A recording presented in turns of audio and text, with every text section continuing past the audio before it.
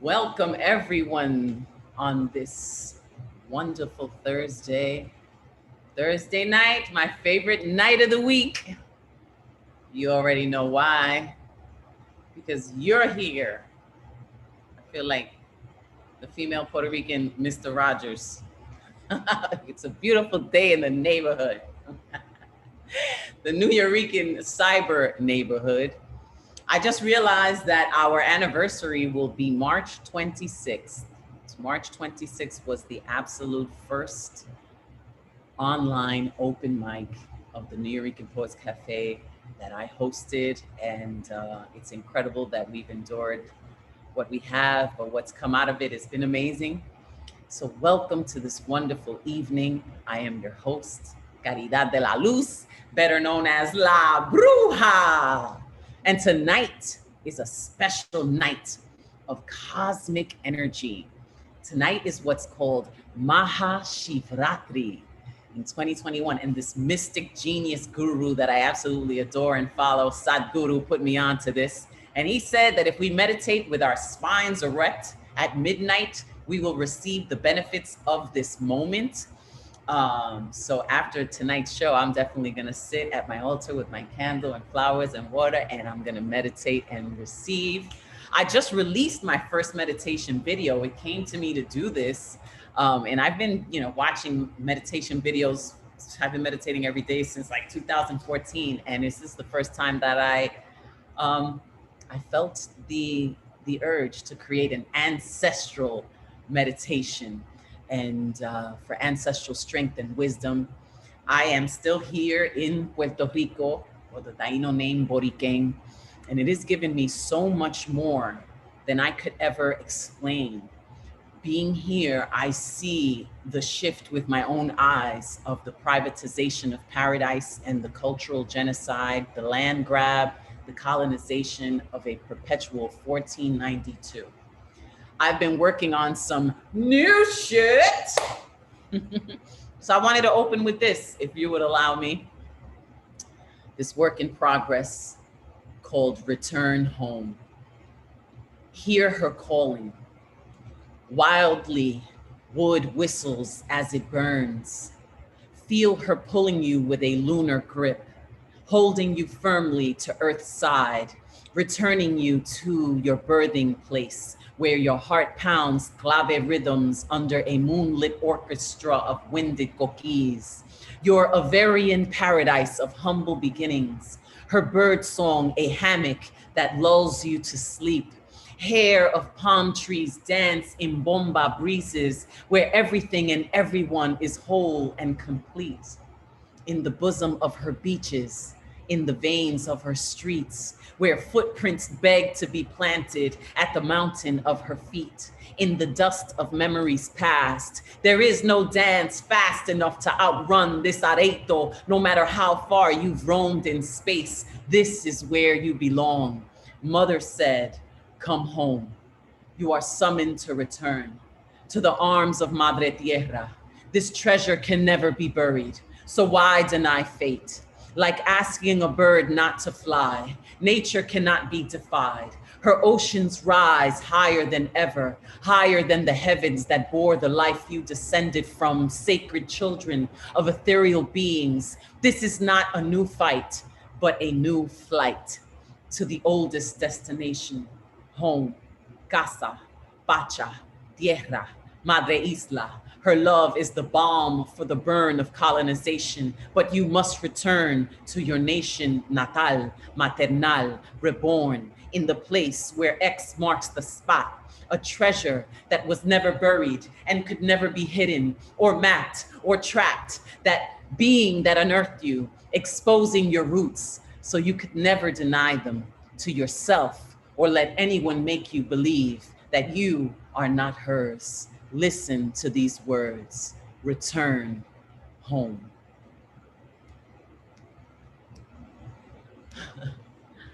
Thank you, thank you, thank you. So that's my new shit. Everyone is, the list is in the chat. I believed I put it in there. And let me make sure that I did. Yes, if you notice, Alexander Goldberg is listed first. I want to send my condolences and my thoughts are with Abraham Kimani, who suffered a family tragedy today, but he's with us. So he will be on standby and he will let me know when he is ready to speak. So all our collective thoughts right now are with Abraham Kimani. Alexander Goldberg will open. And thank you to our sponsors, National Endowment for the Arts, Council on the Arts, New York City Department of Cultural Affairs, Amazon Literary Partnership, New York Community Trust. And if you'd like to make a donation, visit nuyorican.org/contribute. This is how we have made this platform last and be successful and thriving because of you, your donations, and your presence mostly. So here we go. Let's open up the list, the mic to Alexander Goldberg. Let's try to do it 4 minutes max so we could get everybody on. There's a waiting list. I hope I didn't take up too much time myself, but I had to get that out. I feel this passion. I'm shooting words. I'm like, psh, psh. So, also I wanted to invite everybody just to, just to say what's up. Ask to unmute, and then we're gonna go with Alexander. Here we go. Anybody out there? Hey, what's going on? Peace and blessings, everybody. Let's go. Let's go. This energy pumping, man. Let's go. Let's do this. Yeah, let's get that energy up. Let's get that energy up. Oh, you are our energy. It is so exciting to be here. Yes, yes, yes. DG made the list early too. He got in there. We got Nick Paleologos, Luis Pavon, Tesosomo. We got a great lineup. Well, let's say what's up now to Wall and Alexander Goldberg. Yes, I am here. It is really sad that we cannot hear Abraham tonight. I heard him yesterday performing at the open mic, put it in the chat, hosted by Midnight. He read a great protest poem, which I love. And there were great performances also by Unmesh, who was featured. Great performance by Withdrawn, by Generalissimo, who read about the birth of a poem, which you also read on Monday, by Ray Jane, Ross, and many others. So this poem is dedicated to all of you. This is poetry at the crossroads. I had a feeling if the people hear this, the whole entire world will quickly change. Now I believe it sounded so naively. However, I know it was not a needless page. I still believe it's what the people needed. And I am sure the change will come along. The only way to possibly achieve it is through the music, poetry, and song. It's a new language. It is more than English. Language of protest started to exist. We started something that we couldn't finish. We had a mission we did not complete. The revolution was in its inception. It came through life, through poetry, and we shared. Political and social implications are always there at protests we attend. The values that we're sharing are inherent. And in the future, when we're dead and gone, they will not disappear. They'll live forever. They are eternal. They are set in stone. I know a new one poet had a large collection, forbidden to be published in the past. It was my mission and my aspiration to have his poems published here at last. In poetry, I think what matters most is the meaning of the words, just like in prose. But also there's the power of the protest. There was a strain in poetry we chose. There are great poets in today's society. Before, there was the era of satiety. There's been a reason for our poets writing. Poems we wrote were more about the tragedy. There was a time of cultural revival. It wasn't just the battle for success. It's been a battle over life and death. For us, it's been a battle for survival. I love my readers and my listeners too much. I have them empathize. Their hearts and minds are open. Because I love them, I just want them to be touched. I have them working with their souls, with their emotions. I am responsible for those who hear my words. I try to make them better, help them keep on moving. It is the only thing that's keeping us afloat. It is the remedy for humans to feel human. There are some secrets that will never be uncovered, eternal mysteries, and we can never solve them. How does it happen? We are coming to discover. Creative process giving birth to a new poem. Then comes a rebirth, and we see new traits appear. It is a miracle. It starts and it continues. Before we know it, the new masterpiece is here. It's like a light that keeps on shining through our windows. We are pandemic poets and our souls are open. We speak through them. We cannot pick up on the stones. As human beings, we are the ones who carry burdens. There are important things that we should focus on. These are the poems that are never getting old. Unmesh Mohitkar writes about the joy and sadness. The love is real. We are the children of the Lord. It is the love that makes the light come to the shadows. People who do this always came together here. We're on the front line. What we need right now is unity. Poets are masterminds. They write without the fear. And I'm so grateful to be part of this community. Thank you all so much. Alexander the Goat Goatberg. Thank you so much for that poem. So nice to hear, you know, everyone's names and how they reach you, you know, how you interpret their feeling, and it's just so cool. Alexander the Goatberg out in California representing. Thank you so much. One love. Now we're gonna go so much. DG Clearing. That was just DG. Thanks. That was an incredible poem. Thank you so much. I really appreciate that. So, you know, the last of winter is here in Wisconsin. The cold comes and goes. The warm comes and goes. This is spring's battle. Spring's battle. Cold and bitter spring gales bring sleet and snow from the north. South winds with their warm rains are pushed upward. The surge from both sides are tested, engaged in a battle for gain. The north and south wage for control. Day after day they clash. The squalls are awakened. Tornadoes storm the horizon, capturing and ravaging all in their path. Heavens rise and fall in the struggle for life. Unleashed from its winter's isolation, Arctic's extremes are played out, blowing, roaring, slashing, fighting, whisked in a turmoil. Their forces are unleashed. Legions of winds clash for the final stand. Breezes attack each other for the skies. Currents are mixed. The tempests of the north are wounded. The south moves to smother the beaten, bled, dying, or dead. Paths of destruction are left. The northern avengers have been defeated. Lying dead and naked, their blood fills the streams and rivers. Banks are overrun, currents move swift and fast. What is left is washed away. Cold and bitter, the north loses control. Winter's tempests are captured by the warm south winds. Whisked in turmoil, their blood fills the streams and rivers. The northern avengers have been defeated.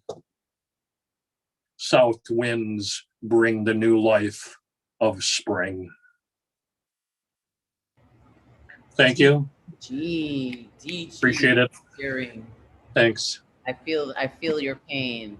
You're there in the tropics. It's like, oh my gosh, it'll come soon. So, you know, everybody go out and get vaccinated. Food banks are really really hard for food right now. Everybody thinks it's over. It's not. There's a long way to go. Give to your food bank. I'm DJ Clearing. You know, you can just find me if you type in DJ Clearing. I look forward to hearing all the incredible pandemic and poets and performers tonight. Thank you so much for being here. DG Clearing, always thinking of others. What a pleasure. Thank you for being with us. Now we're going to go to Nick Paleologos. See what Nick is bringing to the cipher. The fact that my book is like, my notebook's like got like 10 to like 15 pages left. So I ordered 2 new ones. They're on the way over here. Good for you. Filling up. That's your grimoire. Yes. I love that. I'm going to dial this. That's the name of this book now. It's called The Grimoire. Yes. I got new. It's a mixture of old and new shit right here. So it's going to be mixed shit right here. That's what we got here. Shit. Okay. 2 haikus, an acronym, and then a short piece. I grew up a fool. I became a warrior. Left this place a monk. Driver left me back. Graffitied a new story. I am New York's art. Grace. Greatness restores and creates every time. Last one right here. This one's called Amber. Amber glows to show the energy. Call 311 for more details. Better yet, Amber glows to show what tortures I've endured, what my soul has to offer. Amber glows, showing the alcoholic annihilation at my fingertips. Amber shows me the light gave way when the black faded to blue. Amber energy burns brightest because I didn't dim my own dreams and pieces. Ooh, Nick Paleologos. Wow, super powerful. You didn't dim your own dreams. Boom. Thank you. Thank you so much. Abraham, we're with you, man, all right? Much love, brother. Hope everything, there always will be light, you know, there'll be light come out of the darkness, man. I love you, brother. Oh, Nick, you're so sweet. What a pure soul you are. Thank you for your poetry. I'm so excited to see you fill that journal up and start filling up your next one, and we get to enjoy the fruits of it. Now, let's enjoy the fruits of Luis Pabon. Hey, La Bruja, how are you? I'm well. Good to see you, Luis. ¿Cómo estás? Estoy bien, you know. I'm here with you guys, you know, all is good, you know. I got 2 pieces tonight. Fresh ink. New First shit? piece, yup, brand spanking. Brand spanking new shit. Take it away. So first piece is called Gay Poets Die Too Early and Not of Natural Causes. Gay poets die too early and not of natural causes because lust is a bitch. Breaking into each cell, making it cage, our buildings gutted too soon, raging fires that swell, burning hot in our blood, chewing our bones and spitting them out. Where is the love in all of this? Not in his nut or the equation of his kiss. Searching for small fathers in his interest, the grip limb of his caress as he brings us our burning, mets us out our death.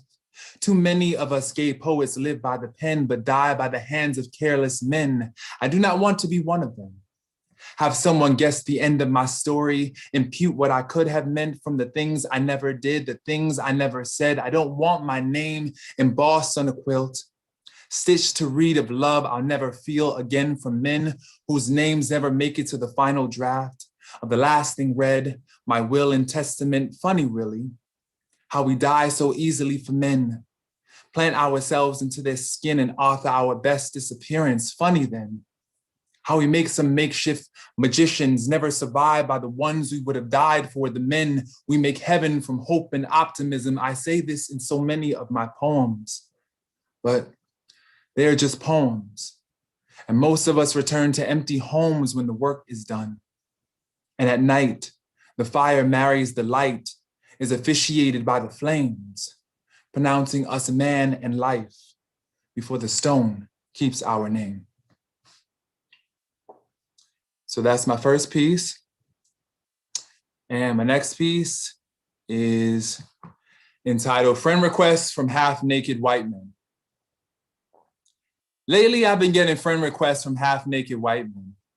And I'm wondering if this is some twisted spin on reparations. My 40 acres and a sweet ass. I guess I should be thankful that white wants me, that I'm seen by white, that I can pull white niggas, that I pass for not too black, but black enough to be interesting, black enough to be the safe friend, black enough to be the accomplice in some high school rendition of Save the Last Dance. Lately, my black skin has been getting friend requests from old white men who want to play with my skin, like some cool new gift, some brand new boy toy to use until he rips my legs off, my head from out its socket, make me walk wrong, then throw me into a box, a gold-framed coffin, resurrect me to his boredom, and pretend to be my warden. There's something about befriending old white men that can feel like bondage, especially when it's for profit, like the black boys who dance on boxes and get trapped in glass houses with the fire still attached to their brown boy bodies, forms a tin urn that learns its own ashes, how the fire burns like the sting of hot lashes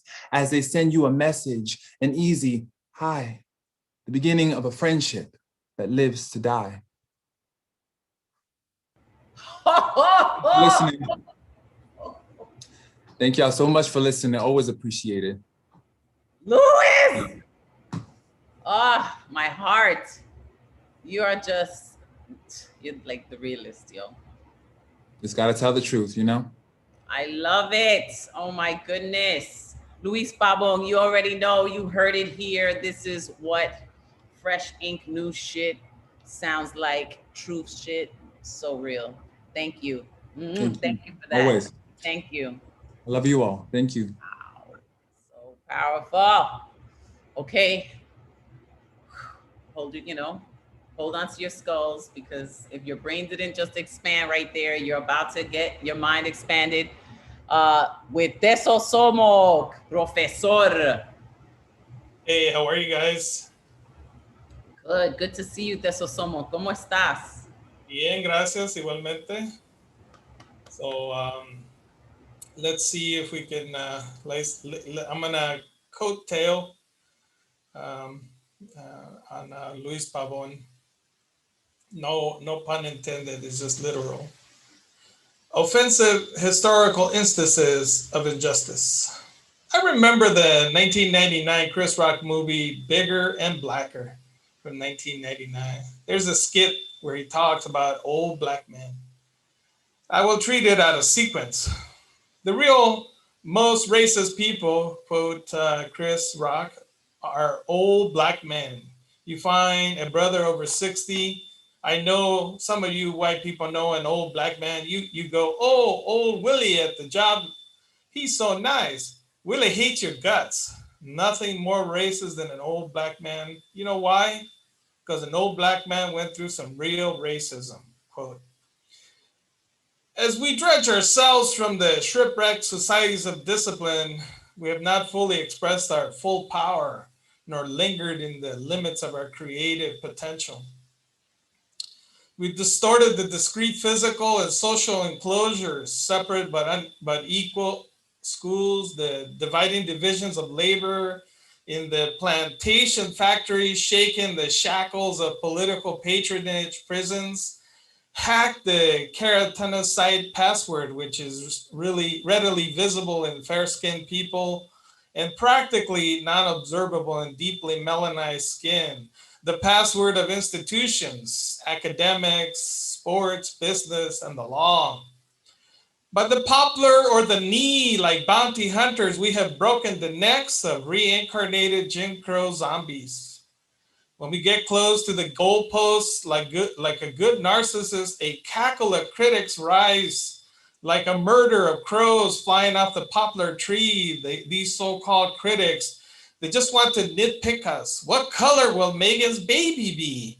Pull us down and scapegoat us in any way they can. The dominant sociopaths employ a logical fallacy known as moving the goalposts to ensure that they can perpetually disqualify us. Even when we provide all the evidence in the world to validate our reality or taking all the actions to meet their demands, another expectation or demand for more proof is requested. Katie Wallman says there are two types of receipt, the receipt you have and the receipt you don't. We are used to the authorities demanding them because they don't believe you're poor ass BIPOC. But relish in the cathartic moment when Whitney Houston in the 2002 interview with Diane Sawyer inverted the concept of the receipt. When asked by Diane Sawyer about her alleged Bobby Brown 730,000 drug habit, Houston tilted her head to the left, cocked her thumb, and pointed her finger. I want to see the receipts, she said smoothly. I want to see the receipts. Today, merely with the buttons we press, we are entering a new data colonialism with new plantations like Facebook, Twitter, TikTok, et al., where we labor for free, desiring enshacklement to digital devices. We have new slave attention masters, new email, MMS, chat fugitive patrols, and new reincarnated zombies. So we close with Isa Nefertari Ulin's thoughts on racism. Racism enters the body. It lowers heart rate variability, increases heart rates. Racism is fight or flight. Racism shortens the telomeres, the protein DNA structures at the end of each chromosome. Just writing this poem has shortened my life, edged me closer to death. Writing this poem has disrupted my immune, endocrine, and circulatory system, decreased my sperm count, and damaged my ability to regulate blood sugar levels. Thank you. Damn, eso somos. Wow. Yo. Hearing you say poor ass BIPOC, and then, you know, it shows your realness too, man. It definitely shows your realness. Thank you. You can follow me on Instagram on Gashes 2019, where I am forever enshackled to my digital device. That's not good for your sperm count either. Yo, Teso Somo, thank you so much. I'm gonna make a new acronym poem called TMI. I'm kidding. Un mes mojicar. Oh, it was withdrawn right before me. Oh, you know what? I put in the chat that withdrawn needed a little bit more time. I'm sorry. Are you? Is this? No, is this? I'm ready. Hello, hello, Labrua. Hello, everyone.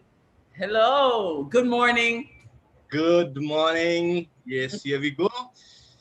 So, three small, short ones and one a bit longer one. Amount of love he got.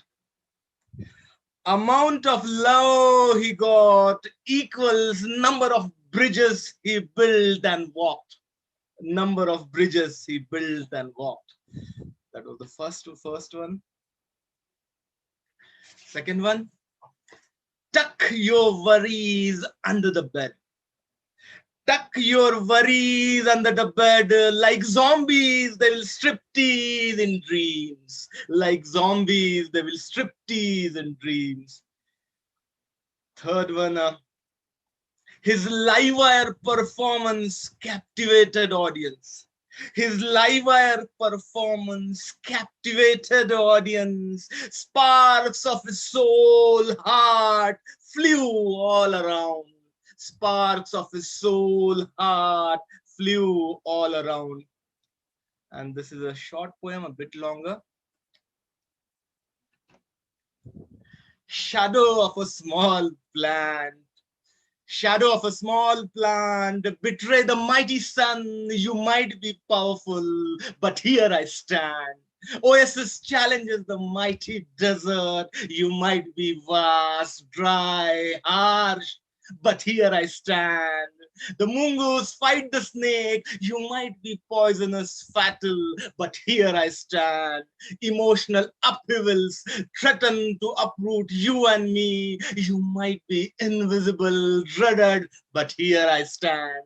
There will be a time when I will fall. My mind will say, body has fallen, but here I stand, just making sure the exit is grand. Just making sure the exit is grand. Thank you. Thanks a lot. Session, that was a grand exit. Thanks a lot. So, You can find me. Yeah, go on. No, so great. I'm giving you flowers. Let them know how to follow you. Let them know. Yeah, it's Unmesh Mohitkar on Instagram and Facebook, and I've got a book as well on Amazon, Life Shadow Life. And thanks for your support. It's doing very well. Thank you very much. Thanks a lot. Unmesh, do you know about that Mahashivratri? Yes, yesterday was Mahashivratri. Oh, great. Yeah. So what, tell me what about it? I only know a little bit because I follow Sadhguru, but if you know anything, I'd love to learn. So it is a festival celebrating in honor of the Lord Shiva. Okay. Lord Okay. Shiva, yes. Okay. So normally people fast on that day. They don't eat food. Yeah. Oh, okay, cool. Thank you so much. Apparently, Deanne Hill is not in the chat with us. So, Mr. Speaker Sears, if you are available to go, I'm gonna ask to unmute. Hello. Hello. Oh, I am available to go. How you doing? I'm doing great. Shouts out to Abraham. Hanging there, bro. From the heart of a military leader. Have you ever stood strong when fear was all around? I mean, did you actually stand tall while others fell to the ground? Have you ever done what common sense said not to do? Even when others ran and said, come on, man, don't be a fool. Has fear ever gripped you so tightly that you had to concentrate just to breathe? Look, I'm talking about the kind of fear that brings even the strongest men down to their knees. Have you ever had to lead someone? Have you ever had to do something that even common sense told you not to do, even when others ran and said, come on, man, don't be a fool? Has fear ever gripped you so tightly that you had to concentrate just to breathe? I'm talking about the kind of fear that brings even the strongest men down to their knees. Have you ever had to remain calm and lead others to a safe place while fear was clouding your judgment and causing your heart to race? Have you ever been so engulfed by fear that 48 hours passed without you missing a single beat? Heck, almost went 3 days on just 2 hours of sleep. Have you ever thought this could actually be the last breath I take? Because see, there was death all around you with no room for error, absolutely no room for a leadership mistake. Have you ever thought, have you ever been so frozen by fear that you just didn't know what to do? I have. But I had to go on because 237 soldiers were looking at me to lead them through. See, fear in the face of a leader, well, it could destroy the will of many people, while fear that goes unfaced could become deadly or extremely lethal. All right. Well, have you ever had to send somebody out on a mission that you knew they would not complete? That would be one of those nights where this leader didn't get any sleep. Have you ever had to give CPR to someone who worked for you? Well, I worked on Specialist Victor Sierra for about an hour, but he didn't pull through. Have you ever had to carry the body of someone who saved your life? The whole time I was thinking, what in the world am I going to tell his wife?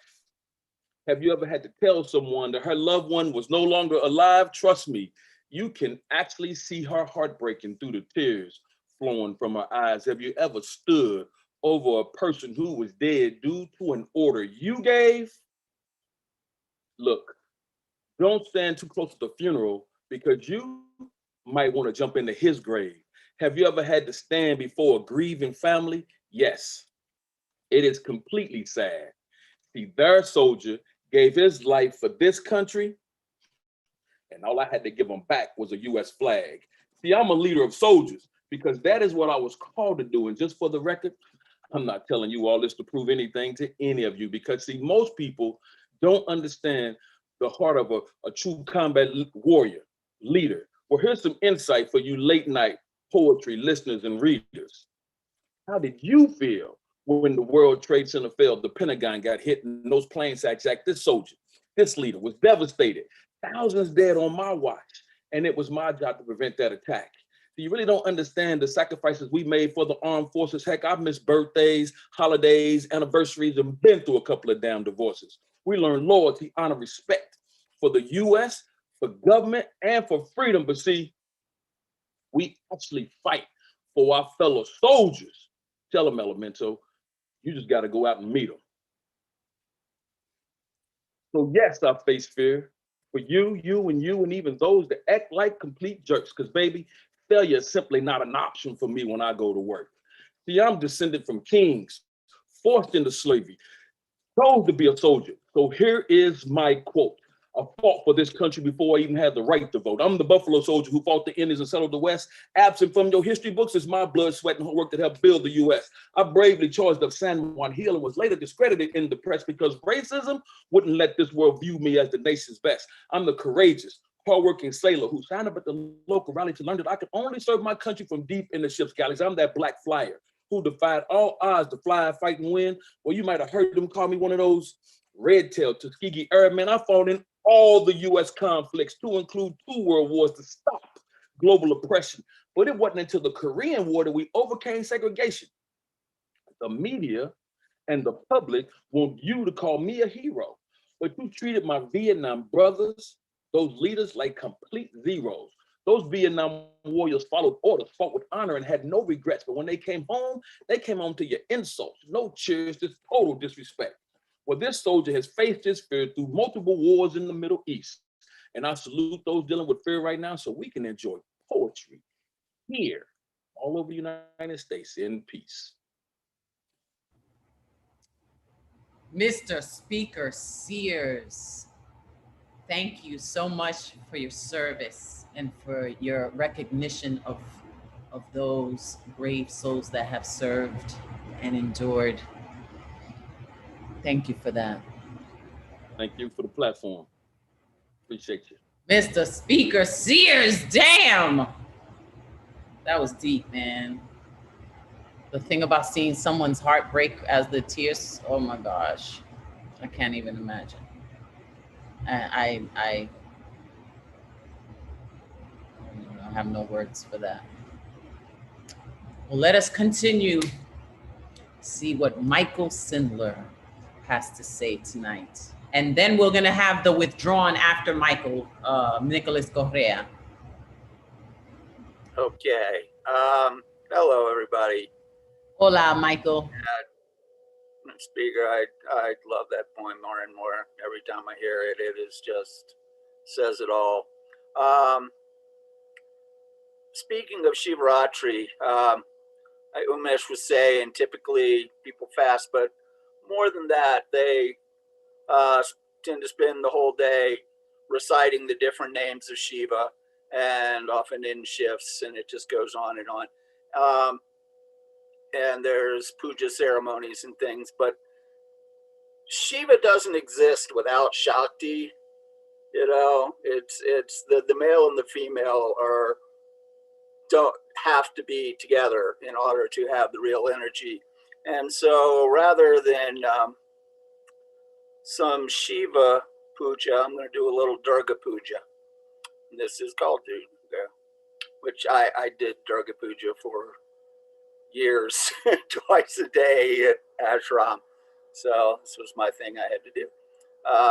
Humble wooden temple suspended over still water at end of steep downward path towards boulders of granite Above the bank, huge cushions of stone from whence I gaze as insects gambol across skin of reflecting pond.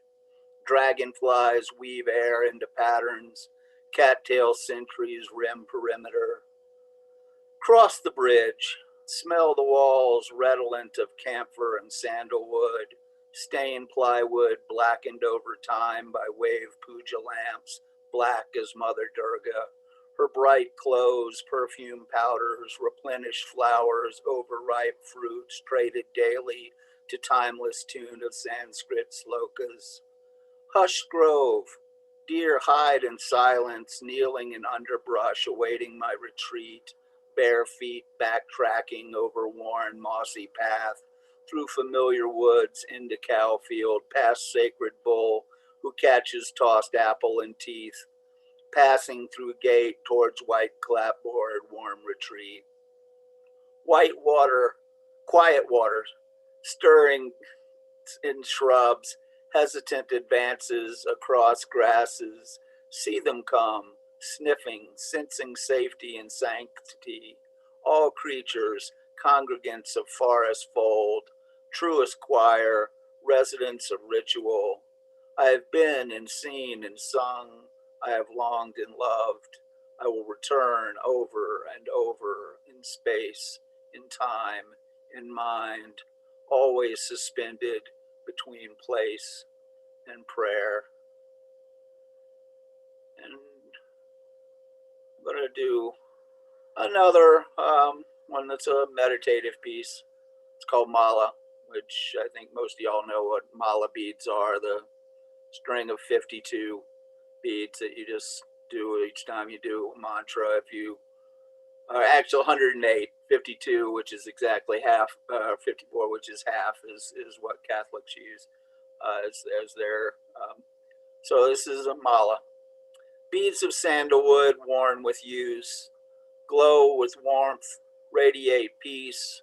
108 plus one, the Meru, center of the universe, plumed with yellow.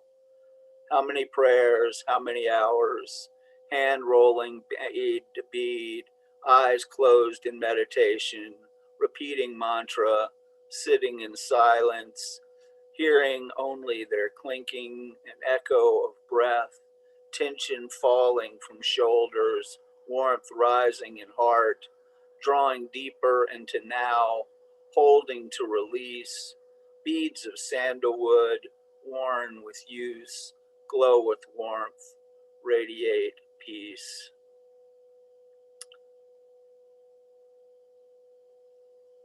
And that's probably all the time I got, I guess. All right, Michael. Thank you for that meditative poetry. That was so lovely and beautiful, between place and space and time. And Om Namah Shivaya. Lovely. May the force be with you. Now let's see what the withdrawn is going to share. Well, Bruja, thank you for pushing me back. I appreciate that. Don't get used to it. Don't any of all you guys out there get used to this. Also to see you again 2 times a week. Can't have too much of you. Thank you. See, flattery will get you everywhere. Okay, I got 2 pieces for you. One's like medium-ish. The other one is short. The first one is called "I Pride Myself in Never Having Cavities." I don't say this because I take care of my teeth, but because on the days where it is a struggle to. On the days where taking care of myself is as difficult as was beating the crazy gadget stage on Sonic Adventure 2. Shout outs to me for pushing self-care, even when I don't feel like I can. That was the first one. And the second one is called, "What Are You Worried About This Week?" How long have you been worrying about what you're worrying about? Has it been eating attention away from time with your loved ones? Or from doing what you love? Do you find yourself noticing you're not worrying? Then you worry. Almost like you're telling yourself there's got to be one reason or another to be anxious. It feels too good to be true that all is good. It's become your normal, hasn't it? Don't fret.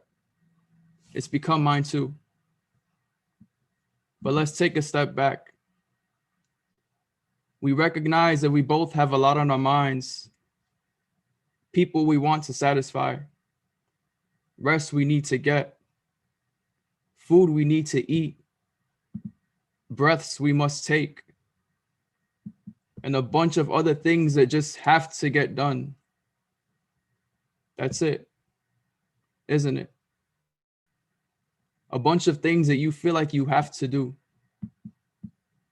But what if I told you nothing has to get done? You don't have to do anything. Take a look at where the pressure is coming from. You can only invest in what you can only invest in. You're not expected to be full of energy and upbeat all the time. It clicked when they said we are human beings, not human doings. I want you to just be today, or tonight, and tonight. I just want you to know that you're going to be fine. I can promise you that. So I ask this one favor of you and nothing more. Please slow down for yourself. Nobody else. Just you. Thank you. The withdrawn, thank you for those words. So important, because I mean, I know so much of us, many of us deal with anxiety and that inner critic, that nagging voice that doesn't let you just feel calm. Mm-hmm. All the time. Your voice was very calming. Your delivery was very calming. and that is the truth. Thank you so much. Much love. Thank you. I appreciate you so much. Thank you. Good luck with your homework. I hope that you get an A. Thank you. You know, I catch myself, making myself anxious and you judging myself. And I try to sit in the feeling of relief, like everything just went away, like if I can make myself, even if it hasn't, if I make myself feel like relief and I keep that feeling constant, it gets stronger and it helps a lot with anxiety. But none of us are scot-free of it. But let's go with Jeff Cottrell and see if he raises my anxiety. Hey there. Jeff, you are raising my anxiety. Because of that pink thing on the couch. Pink thing. Everybody's obsessed with the blanket. It's just a blanket. Anxiety. Everybody's so obsessed with the blanket. I don't know why. Okay, wait, let me breathe. Let me feel relief. Calm blue ocean. Calm blue Thank ocean. You. Whew, thank you. Thank you. Okay. Take it away, Jeff. Now that and I mean calm, the pink thing. Now that you're calm, I have some no shit. This is called I Know You Must Hate Me. Sit down, son. I know you're mad at me. It's okay to be angry at your father sometimes. Parenting is a tough job, son, and sometimes we have to make some hard decisions. I don't like making these decisions. Like they always say, it hurts me as much as it hurts you. But it's all for your own good. All to keep you from making choices you'll regret. And I know you must hate me, son, for grounding you for a week after I caught you smoking. But you see, I don't want you getting into the habit. Cancer killed your Aunt Marion, and it gave your grandfather a bad hacking cough. And I know you must hate me for cutting your allowance after you went to that R-rated movie with Bob and his parents without my permission. But money is something you have to handle with responsibility and good judgment, and I have to see more evidence of that in your behavior. I know you must hate me for taking away your iPod after you got into that fight with the kid in gym class, but I think that music you listen to is having a bad influence on you, making you too aggressive, causing you to act out. And I know you must really hate me for that spanking I gave you after you asked too many questions in Sunday school. I really didn't like having to do that, son, but they don't use the strap anymore, and I had to make up the discipline gap somehow. Son, I know you must hate me for setting your guinea pig on fire. I know you weren't crazy about that, but the damn thing was being too noisy at 3 in the morning, and your mother and I had to get some sleep. And really, what would you have done in my place? I know you must hate me for setting up that web page that said you had rabies and then emailing the link to all of your friends at school. But let's be honest here. How was I to know for sure you didn't have rabies? I just thought your friends needed to be warned somehow. I know you must hate me for stabbing your friend Bobby. I guess I'd feel the same way in your place, but he's feeling better now. And come on, son, did you ever take a good look at that kid? At his stupid, ugly little face? Doesn't that make you want to stab him sometimes? We're only human, after all. I know you must hate me for that anonymous phone call I sent to the government, telling them that you may or may not be part of a secret terrorist cell. That may have been a little excessive, I'll give you that. But look at it from my side. I was just trying to do my duty as a citizen, erring on the side of caution and patriotism. We can't let those thugs win, can we? And I know you must hate me for that tweet I sent out, calling you a Trump-loving transphobe, the one that got retweeted 47,000 times. But to be honest, I was bored that day. I was so bored. Haven't you ever been bored, son? Of course you have. I know you must hate me for stealing those jewels from the museum and hiding them in your backpack and leaving your scarf at the scene and then forging that note in which you appear to be bragging about stealing them and then calling the cops on you and then testifying against you in court and then waiting until the last minute before sentencing to retract all of my testimony, only to yell, "Psych, just kidding, he's guilty," at the end. I know you must hate me for all of that. Son, I've been thinking about something, and I'd like to ask you a question, and please don't feel you have to spare my feelings. Am I a shitty father? I see. Well, I know you must hate me for that, but like I said, a parent has to make tough decisions sometimes. Maybe you'll understand when you're a father someday, when you reach a certain level of maturity and awareness, son. Or at least after they let you out of this juvie hall. It's not really that bad, is it? Can't be. Are you going to finish that mashed potato? Oh, okay. Well, see you next month. I'll say hi to your mother for you. Oh, are we kidding? Of course I won't. Toodles. That was new shit called I Know You Must Hate Me. Jeff Cottrell, where was the inspiration for that? I don't remember. No, like daddy issues. Oh my God. Don't we all? Yes. I've got 2 gigs coming up this weekend. I'll put the info in the chat, but just for the Facebook listeners, look up They Call Me Mitch tomorrow night and Run Your Tongue, which is based in the UK. That's Sunday afternoon. Thank you, Jeff. And I know I must hate you for keeping that pink thing on the couch. Pink thing! I'm just busted your chops. I know you must hate me. But as a host, it's just something that I have to do. Thank you, Jeff Cottrell. Always funny, always brilliant, and always with that pink thing on the couch. Now, let's hear from MC Thunderlung herself. Let's go to Queen Raging. Hey, what's up? Hey! Hey, what's going on, gorgeous? What's up, Raging, baby boo? What's going on, baby? Ain't nothing. Yeah, you already know. Absolutely. Great to you as always. Love to you, sis. Abraham, keeping space with you, brother. I got 3 new shits for y'all. Yay. The first one is called Just. Just. 4 letters that kill joy. Boxing potential like it could ever be contained. Ebbing power with each moment that it lives.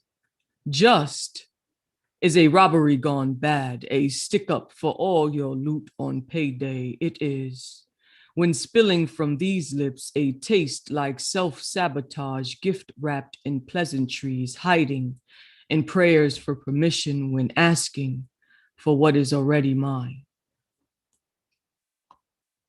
The next one is called Churning. Stewing in the deepest pain, my skin recalls the lash each time someone asks, how many times? The too slow separating of epidermis against tightening rope wakes me from sleep sometimes when I consider impossible thoughts like sons. Fingertips recall each drop of blood lost to white cotton when inked into law, shouting, get your niggas here. They're on discount now. Trauma and reincarnation drown me in the last wisps of purple left in my incantations when returning me became a threat. Terror tangled in my memory of mammy, I mean, mama, you mean, mammy, I mean, reverence. The prowlers remain taunting history, growing more brazen with what they burn. God, no longer enough. And the last one is called Me/Chemistry. You ever wonder what goes into making a meal of yourself? Wonder what it must be like to be an ingredient in that pot? How stirring can be deceptive, appearing as magic from a future tense, zoomed out perspective. But if you are your own ingredient, whirling about yourself, both heating and spinning until you lose the rigidity of your structure, learning inside your tornadian taste, unable to ever exclude your powdered garlic, protection always with you as you attempt to nourish yourself with blood.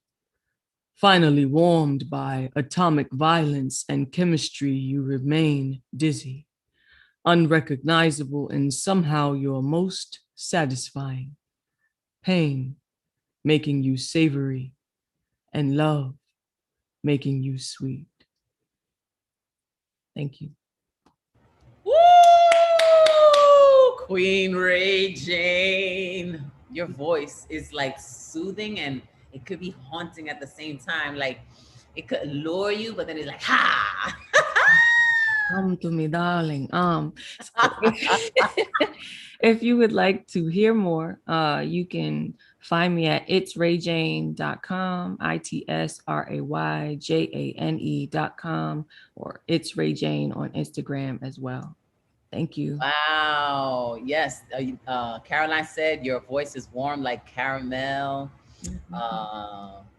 Also here, so someone said you're killing it with the 2-word couplets. And elemental love, the atomic violence. Oh, thank you guys. Love to you. Yes. Okay. Now let's hear from Rosalind, the Boogie Down Bronx. It's just not fair to go after Ray Jane ever. Just putting that out there. But I think you're both really lovely, complimenting each other. Actually, I think it's I think it's right. It's right on, Rosalind. Bring it home, baby. So I'm gonna share a piece in honor of International Women's Day, which just passed. Sorry, that's work. It's called "At My Dinner Table." Am I the only one who brings out the bottle of wine and my portable speaker when it's time to throw down in the kitchen, as if to subconsciously make it less of a chore? Perhaps, oh, I'm sorry, I keep getting interrupted. Sorry, I'm gonna start over. Am I the only one who brings out the bottle of wine and my portable speaker when it comes time to throw down in the kitchen, as if to subconsciously make it less of a chore, perhaps a bit more fun and less forced. I mean, Abuela taught me that every time you cook, you must do so with love. And I can't help but to ask myself if every time is far too often. See, as a child, I remember the kids being forbidden to sit at her husband's place at the dinner table, and she was always the last one to eat. Why, mommy? If you've been slaving in the kitchen, can't you be the first to put up your feet? Mija, eso es así. I don't know if it's the telenovelas I watch tirelessly, because even then I reacted dramatically. A woman's place is not in the kitchen. And why can't he fix his own plate? I remember refusing to accept this as my own fate. I just couldn't see myself shrinking for any man's belly to inflate. I will not make myself smaller to make space for the man that I love, because I shouldn't have to. I'd say grace and then promise myself that at my table things would be different. I remember asking, has my lineage always been so accepting of these outdated gender roles? Mija, baja la voz. Mommy, these implied rules don't fly with me. My guy will cook with me, will be in the kitchen dancing, mood on celebratory. She shakes her head, smirks and looks at me, calls me feisty, proudly, as I promise that she'll always be able to be served first at my dinner table. End poem. Rosalind. You know you have a lot of like a lot of at the table, like in the room, you know, like something about like bringing it's like that tension you those dinner tables, man. They got so much tension. Aside from feeding us and bringing us together, you know, they just do something. I don't know what it is. They force feed you some other shit, you know. Thank you, Rosalind, for Thank sharing. you for having me. So wonderful, always to see you and to hear you. Man, let them know where to follow you. Did you already say? Oh, no, Through Her Big Brown Eyes on Instagram and my website, throughherbigbrownyes.com. Thank you so much, guys. Thank you for showing us your world through your big brown eyes. Pretty brown eyes. Let's go to Generalissimo Brian Franco. Yeah, if Roz had, why does Roz complain about following Ray Jane when I have to follow Roz, for God's sake? I remember why I followed exactly. her. I followed her on both a Monday and a Thursday. I thought you and what's his face had a little conspiracy against me by making me follow her. What's his face? Now we will. Okay, well, no. I'm sorry to let you down. No haiku tonight because I forgot to write 17 syllables. Wait, that might have been a haiku. Hold on. Let me count. Okay, this is actually a triku. Oh, where did I just have that? I'm sorry, I just lost the file here. This is a triku, which is 3 haikus making up a poem. That woman in the purple house should know better. Chapter 1, the neighbor lady hung her silky lingerie out on the clothesline. Chapter 2, the neighborhood boys detoured past her house for sight of sexy nighties. Chapter 3, the bicycle shop sold extra tires when the boys learned to masturbate.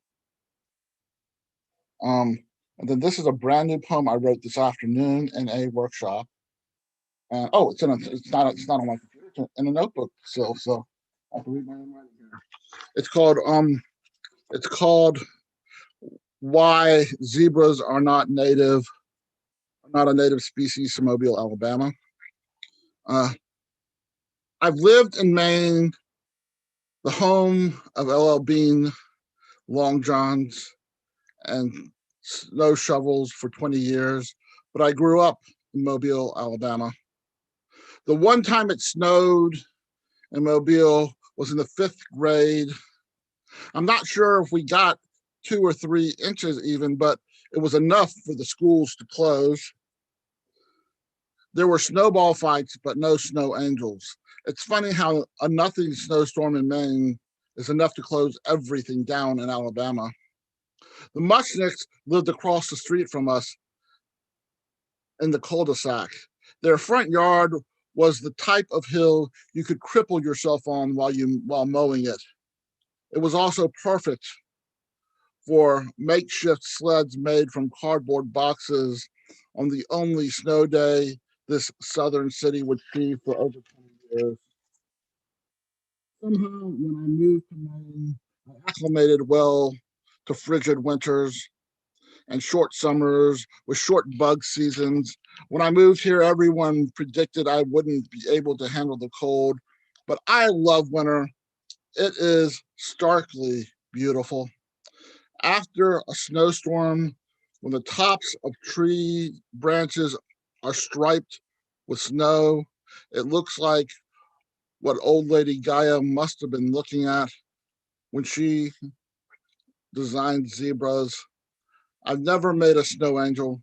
Once I dropped my cell phone outside my front door into a pile of snow and had my neighbor call me the next morning when I discovered I didn't have my phone. The weatherproof case I bought kept it perfectly dry and functional, but nothing in Maine compares to riding down the Muchnicks Hill on a piece of cardboard and missing school for the tiniest amount of snow. Of course, there wasn't enough snow that 5th grade day for zebra stripes on the twisted branches of the male magnolia in the front yard. What a glorious sight that would have been. Thank you.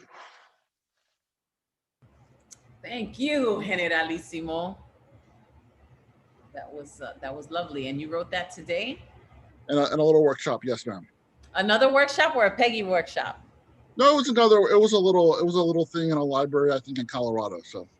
Oh, nice. So you're in Maine? Of course I am. Well, I don't know what I've been thinking. Well, when I was very young, I was in San Juan. I know. Maybe that's what it is.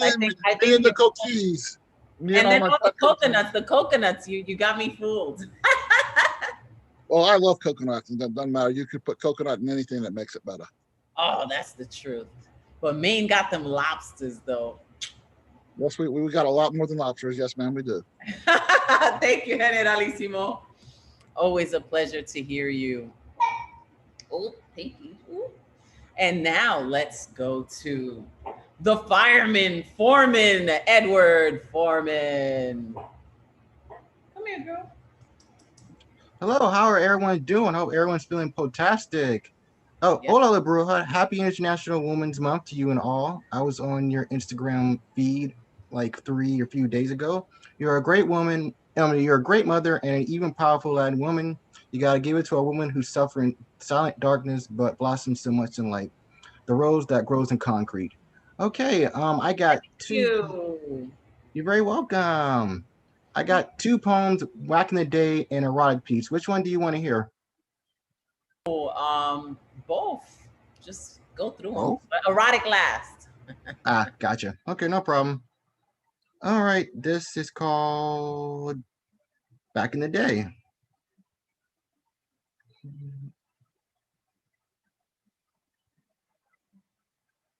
All right. Hold on. The freaking phone needs to load. Sorry about that. I'm trying to. Are you going back in the day to get the back in the day poem? Internet, right? Time capsule to find my poem. Ooh. Sorry about that. It's all right. You want to get into the erotica? That's probably what comes more naturally to you. Yeah, probably because it keeps. Okay, yes. So let's get into the erotica. Wait, here it is. I'm sure Miss Prada loves it. I'm sorry. Here it is. Real quick. Okay. Back in the day, we're so small. Legs didn't stay. Don't stand tall. The grass sway, catchy trucks call. Pleasant time decay. Playing cool basketball. Mixing the paint as clay. The playground brawls. The hydrate spray. The paint in the walls. Doing a little foreplay. Foul play. Hanging out in malls.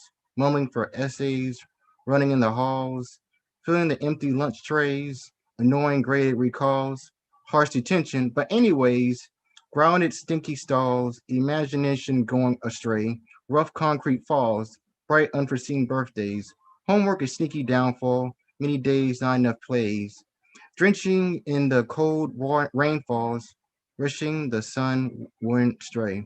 Instantly home at nightfall, moving different ways, answering your folks' calls, heating the comfortable hay, staying up trying to enjoy it all. Oh, okay. Do I have still time for the rock piece or? All right. Muchas gracias. Okay. This is called Threads of Pleasure. If you pause and pay attention closely, a woman's body will tell you everything. You can make it frigid cold or blazing toasty. It's tempting to make her blush or sing. Don't reach for the obvious in a woman. Take your sweet time, enjoy the detours, then you understand. Touch her face with passion and gentleness. Kiss around her neck. Let your hands grasp and caress slowly to her chest.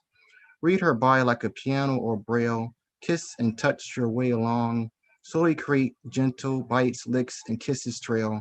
This is the only beginning of the sexual song. Slide your skin against hers. Marvel at the way her curves narrow towards her behind. Watch her feisty sexual emotions turn. Slowly feel your way towards the end till her sexiness is aligned. Slowly feel your way to her thighs. Play the waiting game. Serenade till her pink book opens wide. Look how she rekindles her exhilarating flames. Watch how her eyes turn to milky moons, full of euphoria and desire. Don't forget to use your golden spoon. Keep on stirring and stirring and stirring her fire. Touch her and feel the goosebumps in her soft skin. Remember the spot she loved so dear. Do it again and again and again. Don't stop till her eyes and mouths create blissful tears. Bask in crimson sweaty aroma of ecstasy. Feel the warm blood pumping to your chest. Her body would be wider than the ocean or sea. Now it's time to reload, charge, and rest. Smell the fluorescent wind of the morning. You just burn the sensational midnight oil. Don't worry, you're everything but boring. Fear not, passionate healing never expires or spoils. Thank you. Thank you. All right, Eddie the Fireman Foreman. Thank you for both those pieces. And follow Edward Foreman. Let him know how, and then we're gonna go to Deadpan Lizzie. Oh, okay, he's gone. Let's go to Deadpan Lizzie. I think these two back to back are interesting because he's like talking erotica, but he's like just Elizabeth Strauss. Wherefore art thou? I am here. Oh, we get La Bruja twice in 1 week. How lucky are we? Yay! Thank you. You're sweet. Love it. And Abraham, you are in your family are my thoughts and prayers. Much love to you, brother. I have 3 short pieces tonight. The first one is called Music and Sex. The sea calm, ready for action. A white pristine piano sits upon her. The sun beams down, playing the notes. On the string sits a nymph, hair long like her body, eyes greener than the water surrounding her. The music following no particular beat, like her naked body wrapped in the instrument. Music and sex, one and the same. Second piece is called Tiny Spaces. She belly dances all over the tiny space. The only music to follow are heartbeats, sitting patiently as we absorb each other, her hips moving perfectly to our energies. The more she moves, the harder we sweat. There's nothing else to think about when connected to her. And the final piece is called Femininity. The way we walk, shake our hips, lick our lips, take in deep breaths, how we touch, gliding our hands up and down another's torso, gently caressing, staring into someone else's eyes, locked in with their every thought, holding their hand, feeling their soul through every part of their body, sensitivity always illuminating, just our gentle nature, essence. We are women. It is truly something special to be one and to be in love with one. Thank you. Hi, Deadpan Lizzie, Elizabeth Strauss. Thank you for your romantic sentiments. So lovely. Thank you. Thank you. Thank you. Always a pleasure to hear Deadpan Lizzie bring it. So now you heard romanticism. Now we're gonna go to some erotica with Marissa Prada. Okay, I'm not doing erotica tonight, not in the sense of like being like dirty, okay, but it is love and also let's stay romantic. Let's stay on yes, this romantic train. I'm with that. I'm all about it these days. So I went to Ron Mark Thompson and Diane Ward's their poetry workshop this week. Absolutely phenomenal, doing ekphrastic poetry. And so I'm going to read one of the poems I wrote in the workshop, and then I'll read you a new poem. So this is the picture. Sorry, Ron, if this is not kosher to do, but anyway, so this is a picture for the poem that I wrote for it. And we had 5 minutes to write a poem to that picture. Cumulus clusters curl above this winter, longing to be summer, wind again. I blow you out of my mouth, exhalation, inhalation, inspiration. Breathe you back in at the same time you tame the tickle flannel feeling of my heartbeat beside yours. My breath breaks through this space-time continuum of cold covers and computer screens to taste your mouth, to discover your soul that courses a course back to me, my king. I see all of you in the summer wind, running through each other's words. We are destined to discover together. So that's the first piece. This is the second piece, and I wrote this a week and a half ago. Some of you have heard it. It's titled Fly Like a Bird. If I fell, you'd be the tandem skydive expert tethered to my amateur ass, jumping from a plane at 12,000 feet. If I fell, I'd dive headfirst with you into a destiny of our dreams. Pull the ripcord already. I am already yours, man. No landing could have prepared me for you. No distance from the jump to the earth could have handled the heart in my chest that calls to you, man. If I fell into the ocean, you'd be the dive mask and life raft. When I go under, unable to breathe if not for you. Intense, freezing pressure of being out of my depth crushes the ribs in my chest. I gasp for breath in the dark. There you are, a breath in my mouth to soothe my capsized heart. Kick furiously to the surface, to the raft of life, of survival, of getting another chance to fail tomorrow, which I know is impossible because you are everything that keeps me afloat. Not adrift, not aimless, not praying to be saved. If I fell, it would be sliding across home plate, trying to decipher your signals as my heart bobbles out of the catcher's mitt. But a win is a win, even if I lose my heart. If I fell, it'd be because our love is an extreme sport and no place is safe to lay you, immortal beloved, upon the next page of my book, for I've gone and fallen for a fable, for ink on a page, for letters on a screen, for the ideas in the mind of a poet and the love he showers me with. I have never jumped out of a plane, but I would totally fall for you. Marissa, that was so beautiful. What a romantic you are. So sweet. Thank you so much, La Bruja. Come find me, Marissa Prada on Facebook, Prada Painting and Poetry on IG. We are doing the grand opening for Red or Green Books next Saturday, 2 p.m. Eastern time. So find us Red, R-E-A-D, Red or Green Books. Also, the word is Write, W-R-I-T-E on Facebook. We have 10 first-time poets to be published that are launching. We're going to introduce them. They're going to do readings from their book, Elemental, Poet Con, of course, Maud Duke, Sarah Bella. There's so many of them that I can't. You gotta come. You gotta come watch these poets. Incredible, incredible. Thank you, Marissa. Now I know why you always have a heart, because your heart is so big. It's very full. It's very full of so love. Beautiful. May it just continue to overflow.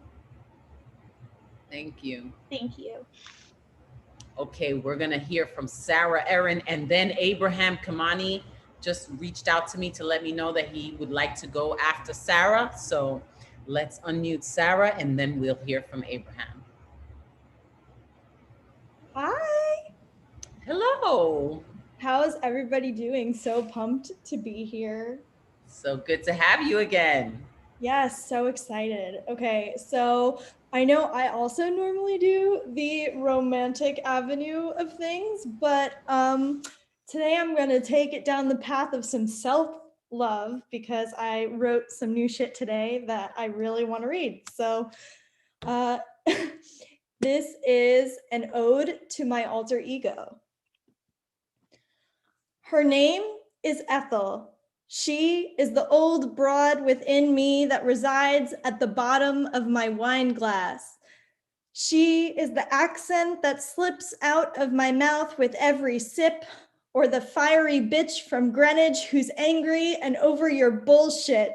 She is the matriarch in training, in the wings, waiting for her chance to head her undoubtedly crazy but insanely loving family. Ethel is the daughter of the New Yorker in my mother's veins. She is the product of the unfiltered Brooklyn brand honesty deeply ingrained in her aunt's personality. She is the proud Jew who wears her Hebrew name around her neck as a speckling badge of honor. Ethel is an attitude, a state of mind inherited by the spirit of her great aunt who is no longer alive. She is the heartfelt desire to live her entire life to the fullest, the way her grandmother tried to teach her by example until the day she died. She is the don't fuck with me in the oxygen tank her cousin uses to breathe, the air she lovingly shares with me. Ethel is my long-awaited, newly awakened confidence, the feisty fuel that runs the subway system, responsible for transporting the unapologetic recognition of my talent. She is the NYC ink I bleed in place of the city, so unknown to me, it feels too foreign to be printed in the hometown space on my birth certificate. She is my stamp of authenticity. She is the woman I strive to be when my bloodstream is alcohol-free, and the most magnificent part of me. Woo! All right, Sarah, Ethel, proud woman, yes, with that Brooklyn swag, representing your roots. Yep. Roots too. Yeah, both sides of my family, my mom's and my dad's, are all from Brooklyn for the most part. So that and Jewish blood, you know, the resilience. Oh my goodness. Bless you. So happy that you have found yourself. Me too. Thank you. Because when you know who you are, no one or nothing can shake you. Right. Thank you, Sarah. Thanks for having me. Follow me at SarahErin_thePoet on Instagram, and my author website is www.saraheronauthor.com. That's where all my shit will be. So follow me. Good shit, new shit, old shit, all that shit. You follow Sarah Erin and get your shit on. Thank you, honey. Okay. Now, Abraham Kamani, we'll invite him in. And you know, we are holding him up. We're gonna hold space for Abraham. Abraham, talk to us. All right, so you know, as I shared with you guys earlier, my aunt, who was younger than me, by the way, was killed in a car accident yesterday in Memphis, Tennessee. She was on her way to picking up her son from school. And I just found out about this earlier today. I'm so sorry. So I have two pieces. I was going to do it in Watica, but I'm not going to do it tonight. I don't feel it's appropriate for me to do it while I'm thinking about my aunt. So instead, I have a series of 10 haikus that all deals with my mixed feelings towards death. And then I'm gonna get to the piece. Death does not have time to stop and think of the young, inconsiderate. Number 2, more often than not, death pays people a visit sooner than later. Number 3, killing innocence, make no mistake about it, accidents happen. Number 4, death is guaranteed to never discriminate, welcomes all ages. Number 5, must we wait for death to end in human suffering? Let us rest in peace. Number 6, death is an airplane that takes souls on a journey to the afterlife. Number 7, memories of you stay erected in my heart. Death cannot destroy. Number 8, give me the power to control the time of death, bend its hands backward. Number 9, parents bury seeds planted and grown inside rooms, sleeping in graveyards. Number 10, the forces of death are too powerful for life to defeat in war. And I'm gonna do this piece on a lighter note about talking to myself. I talk to myself on a daily basis and have been since I was a kid. So this piece is called "The Conscious Conversations Between Me, Myself, and I." I am an intellectually introverted individual, happily having the best and boldest conscious conversations with the terrific trinity of none other than me, myself, and I enthusiastically engage in mind-boggling monologues about America's awful arsenal of overt irrational injustices before suddenly switching subjects to something erotically entertaining, like having oral orgasms when written words spoken smoothly with sexy syllables relentlessly roll out of tantalizing tongues, while virtually viewing poetic pornography at its absolute fucking finest. After achieving great gratification off of this sensuous scenery, I verbally venture off into some serious moral matters, like why monogamous marriages should abstain from adultery. Because cheaters can catch a deadly disease, bring it back home to their significant spouse. Now, to address another important issue immediately requiring all attention, every rapist and pedophile should be rapidly penalized with blades and bullets, or with furious fists and feet hammering their heads, stomping their sadistic, perverted punk asses into abyss. Then joyfully jump off this topical tangent and land on love face first, tenderly teaching me lifelong lessons on faith, forgiveness, respect, resilience, sacrifice, self-worth, willingly working on building blocks to change conditions and communities for the greater good, healing humanity from terrible traumas. After all, ain't that what my college professors challenged me to do diligently? Get an excellent education, apply acquired skills in societal settings, that being a selfless servant is more important than making money, to be wealthy in wisdom is greater than being rich with rubies. Call me crazy for having these conscious conversations between me, myself, and I in my domestic domain and in public places, but in all humble honesty, I don't give a good damn about the opinions of others while I carry on chit-chatting about anything to keep my mouth open over time, restlessly running until darkness decidedly descends on my vivid vision and finally force my enlightened eyes to completely close. And that's those pieces. Hi, Abraham Kamani. That was some powerful stuff. your examination of death through haikus and powerful prose. My condolences again, and stay strong. Will do. Thank you. All right. So now let's hear from Ron R.M. Thompson. Hey, Abraham, my condolences. Thank you for sharing your 10 haikus. They were very powerful and thought-provoking. And Labrua, good to see you again. I'm like, is it Monday? Is it Thursday? Maybe it's Friday. Maybe Labrua will take over every day of the week, right? Every day. Well, you know, Thursday, that's my night. That's my favorite night of the week. But you know, if they offer me a Monday, I'll take it. If they offer me a Friday, I'll take it because I love being with you guys. So it's just such a pleasure. What are you doing tonight for us? I'm gonna do something I wrote yesterday, what is called What Do I Want?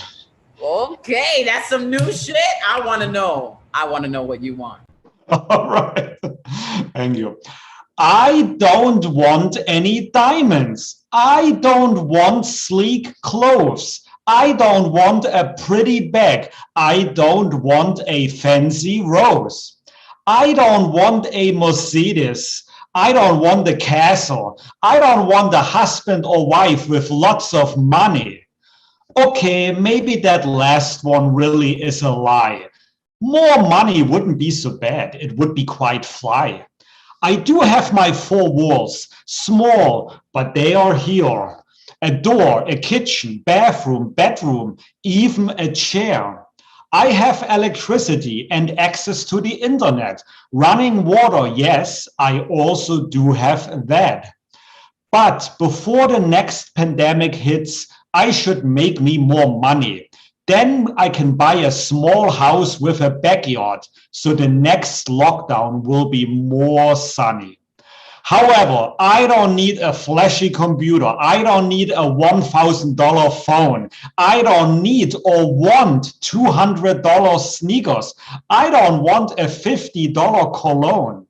What I need is my health, my knees without pain. I need more energy to get up each day. I need more memory, a better brain. I would like more strength to carry my grocery bags up the hill. I would like more stamina and a little more power and will. I don't need to go to fancy restaurants. I don't need a $100 haircut. I don't need a smart light switch. I don't need a robot. However, I do need my Zoom to keep me company. I do need to see my friends here, my poetry family. I need to keep writing poems and stories each week. I do need to keep living, even if that means I'm a geek. So let me end once more on a happy note. I hope it was not too silly what I wrote. I pray that you once again enjoyed my poem here tonight. I hope that again I made your evening and your spirit a bit more bright. The end. Yay! Thank you. You always do. You always do. And you need that owl behind you too. An owl like that. Yes. Well, somebody has to watch over me to keep me out of trouble, right? That's awesome. Like this one, I'll make everybody smile, right? You know. I love it. You are just such a radiant being. Your kindness always exudes.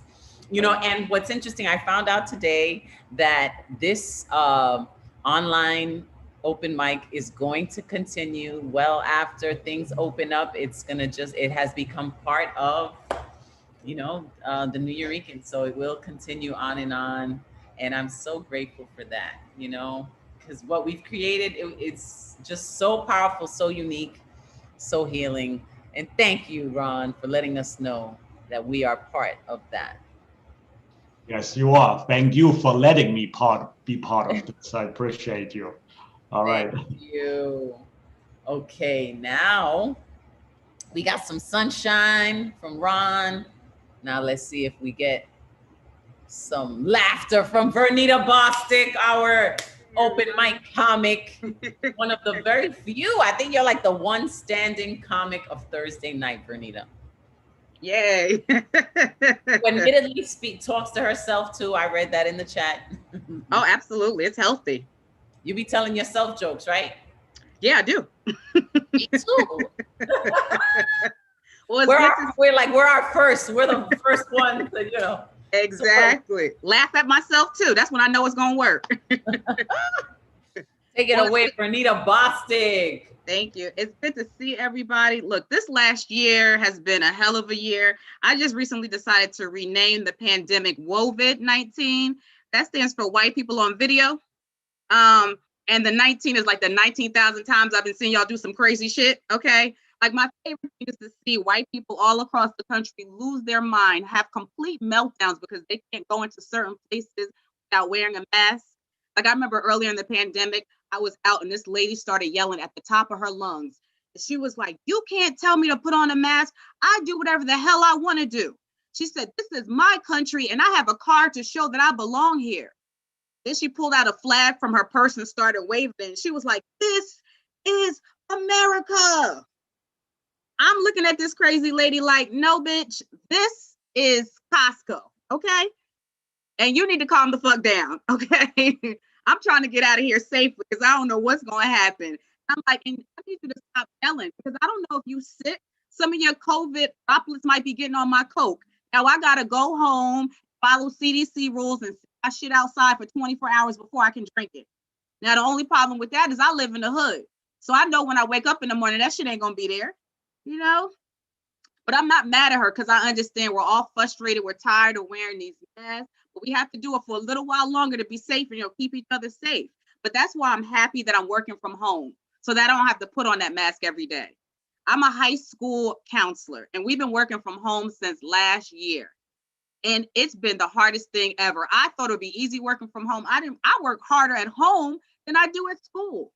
And what's crazy is these parents have no idea what's going on with their kids. It's so surprising to me. I called a parent the other day. I said, "Ma'am, we've been in school for 100 days, but your son has only been here for 2 of them." She gonna get an attitude with me and talking about, "Well, how was I supposed to know he wasn't going to school?" I said, "Because your ass ain't working. And you sitting there with him. Like he cutting class right in front of you."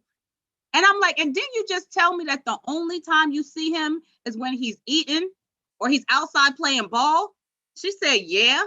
I said, "So what did you think he was doing?" She said, "Going to lunch and PE." I'm like, "Bitch, this son ain't going to ain't following his schedule since September." I'm like, "You need to tell his ass that he need to start coming to school because Black attendance matters."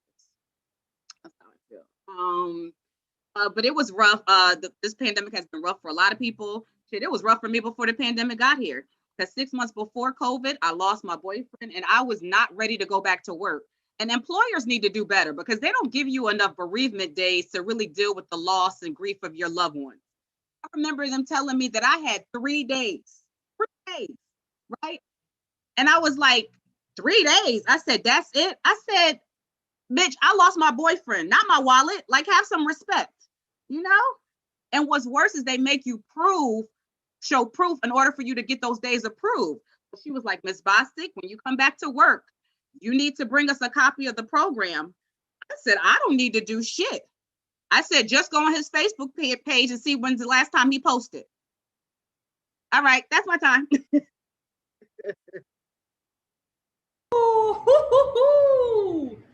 Yo, you be bringing that heat. You be bringing that heat. Thank you, Vernita, for making us smile. Even, you know, even through the sad and the pain, you still manage to bring forth laughter.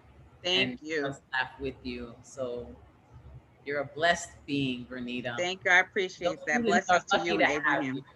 Thank you. Super lucky. And bitch, this is Costco. They said make that shit a t-shirt. That shit is funny. Now let's see what's good with Bill Elkins. Hi, La Bruja. Hi, everybody. Bill Elkins from Long Beach, California. Anyway, I'd like to do an original about my favorite city in the world, Paris, France.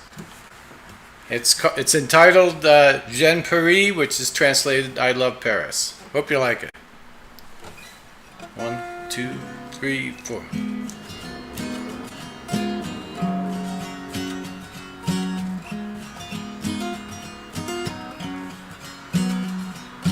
La la la la la la la la la la. La la la la la la la la la. J'aime Paris, j'aime Paris, singular city of hopes and dreams. Fills me with yearning, so mystical and true. Rising at daybreak, Latin quarter to La Marin. Stop for espresso and croissants. A most wonderful morning indeed. A most wonderful place to be. La la la la la la la la la la.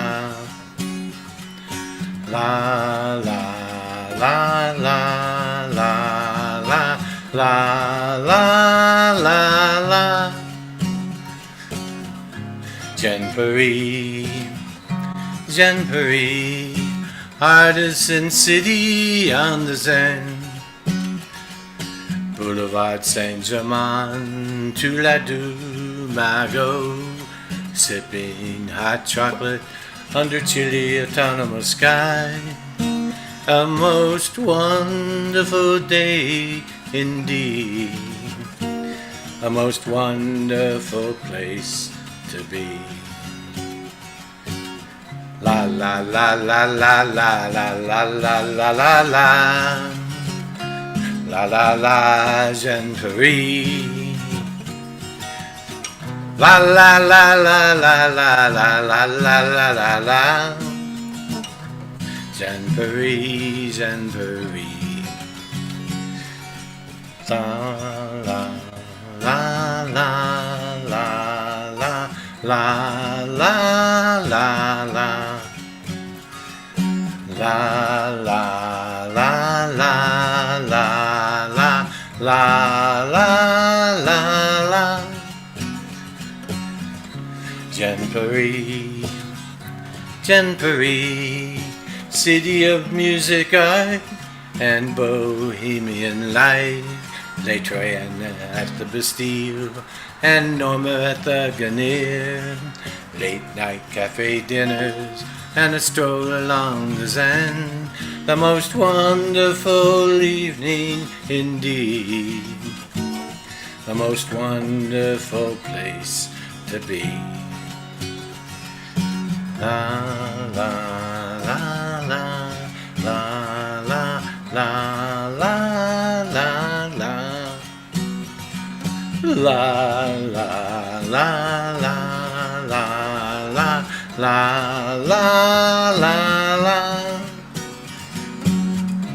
J'aime Paris, j'aime Paris, land of Berlioz, Sartre, and Camus.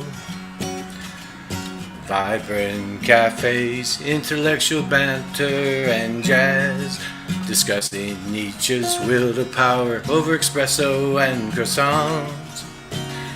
A stimulating city indeed, a magnificent place to be, the most wonderful city, Paris.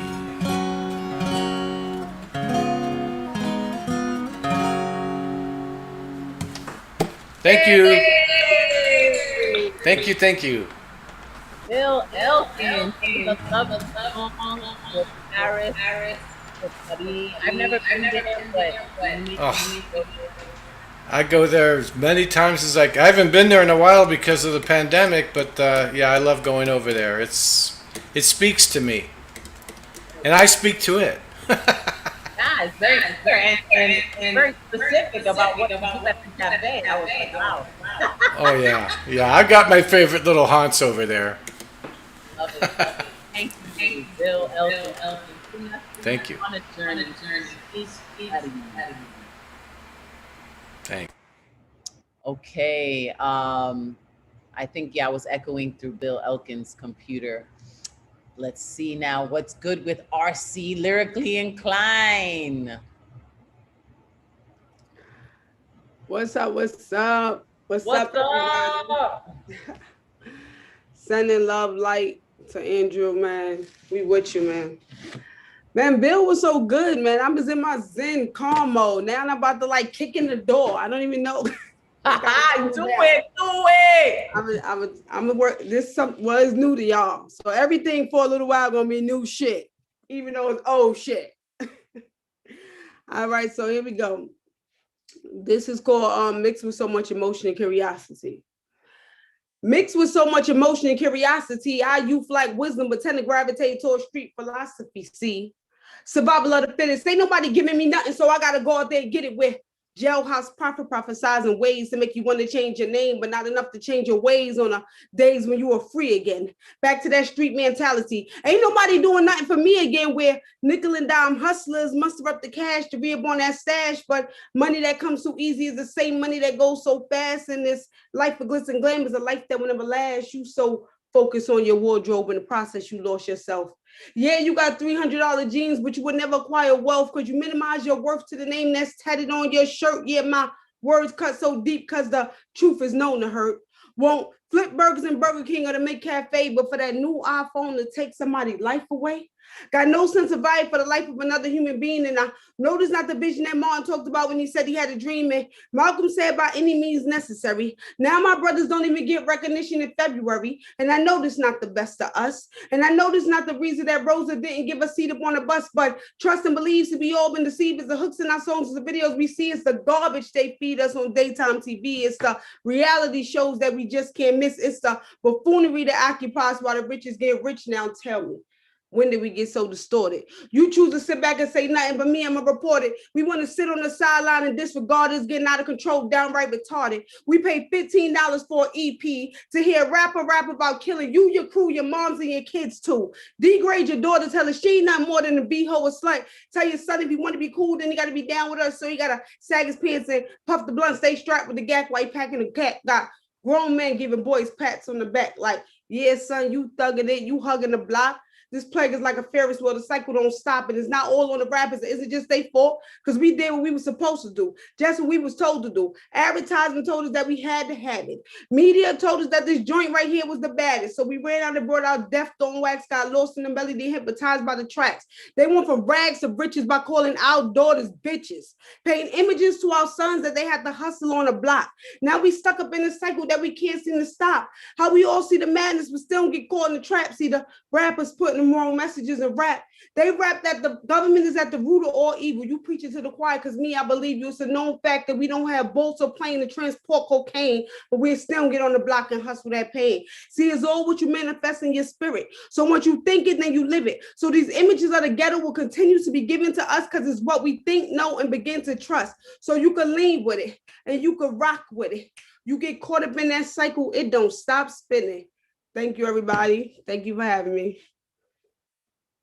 Wow, you just dropped fire bars. Wow, you don't play games. RC Lyrically Inclined.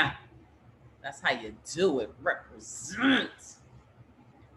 Oh, so hard. I love it.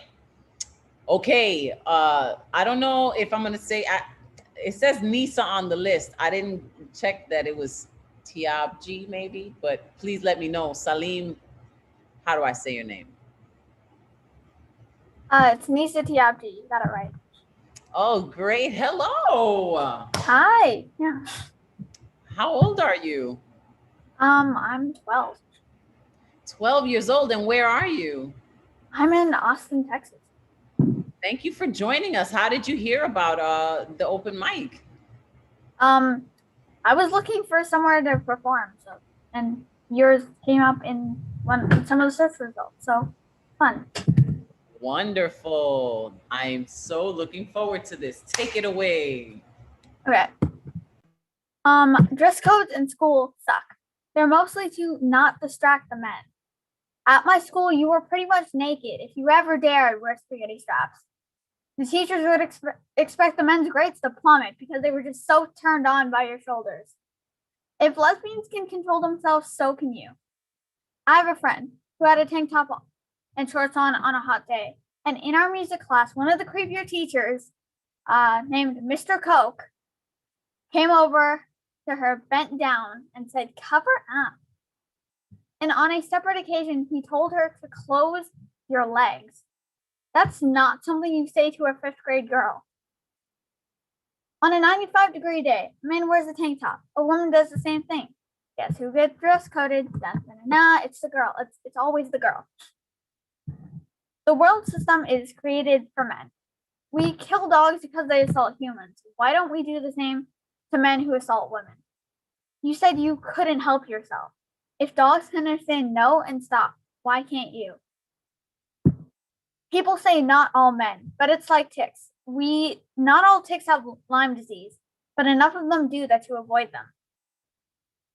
My teacher, he's so nice, he's amazing, but he gave me a compliment, but I'm just so terrified of men in general at this point that it came off creepy. I mean, in Ohio schools, all women, to prove that they are not transgender, have to take their DNA tested and have a genitalia test. Imagine some creepy ass teacher looking down there so they can discriminate against you. No, transgender men don't exist. What are you talking about? This is another example of blatant sexism. It's unfair. The world is unfair, and people are learning to just get used to it. This isn't the world I want to live. Thank you. All right, you dismantle that patriarchy word by word, poem by poem. You let them know. I think the teacher's name being Mr. Coke is an indication. I think that's an indication there's a problem. He's got some kind of addiction. Damn it. Thank you so much for joining us. It was such a pleasure. Thank you, thank you, thank you. You stay doing it. I just love your fire, your gumption. I love it. I'm so proud of you. I love our new generation is so woke. The future just ain't, there's no way to not change for the better. There's no way to not be awakened in consciousness with the generation that we have with us now. So, gracias. Stick it to the man, damn it. I don't see Thomas Connor in the building. Thomas, if you're here, you let me know. I don't think so. So we're gonna go into the waiting list and listen to none other than Joski C.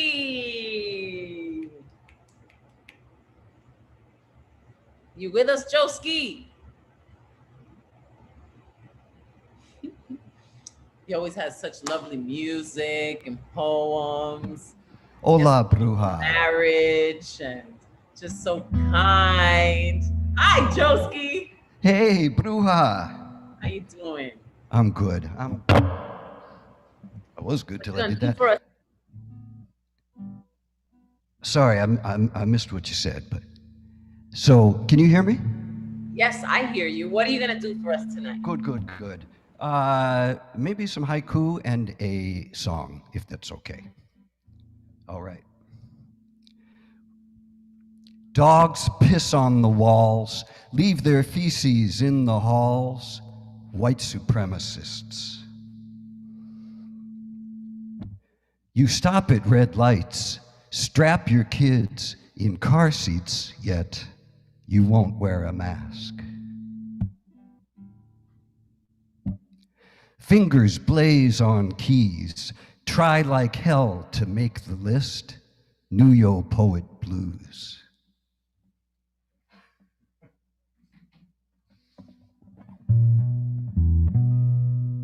Because it's a challenge. So this is a new song. And so, you know, we did this election, right? And everybody's like, oh God, thank God that's over. I never want to hear about it again.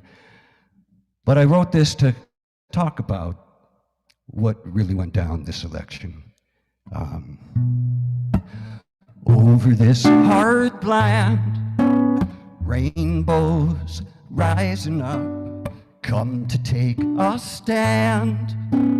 Rainbows come rising like Phoenix, Milwaukee, Vegas, and Detroit, Philadelphia, Atlanta, Atlanta. Hey now, get down, black and brown have come to town. And hey now, take notes, black and brown have come to vote.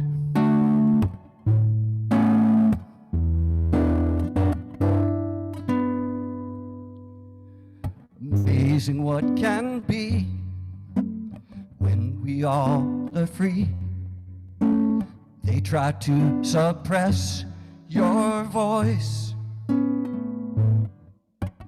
Here is where, now is when, celebrate your melanin. Here is where, now is when, we thank you, we thank you. Amazing what can be if we all are free. They try to suppress your voice. Hey now, get down, black and brown have come to town. And hey now, take notes, black and brown have come to vote. Hey now, take down, black and brown have come to town. And hey now, take notes, black and brown have come to vote. We thank you, we thank you, we thank you. Yay! And we thank you. And we realize now that it's your birthday and you didn't say anything. Happy birthday, Josie. Happy birthday.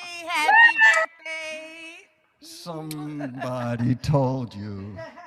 Jeez. Oh, happy birthday to ya. Happy birthday to ya.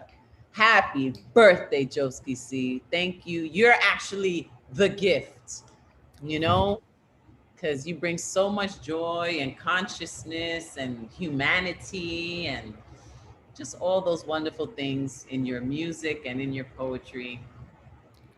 Thank you so much, Bruja. I appreciate you and I appreciate everyone in this community. And I'm so glad I got to join you tonight. Yes, it was meant to be. Joski C. And may your even bigger wish come true. Yes. Love to everyone. So great. All right, we got room and time for Catman Bill. So let's see what Catman Bill is going to do. Hello there. Hey, how do you doing there, La Bruja? Good. Well, I have an old song by Reverend Gary Davis. Oh, kitty, don't do that.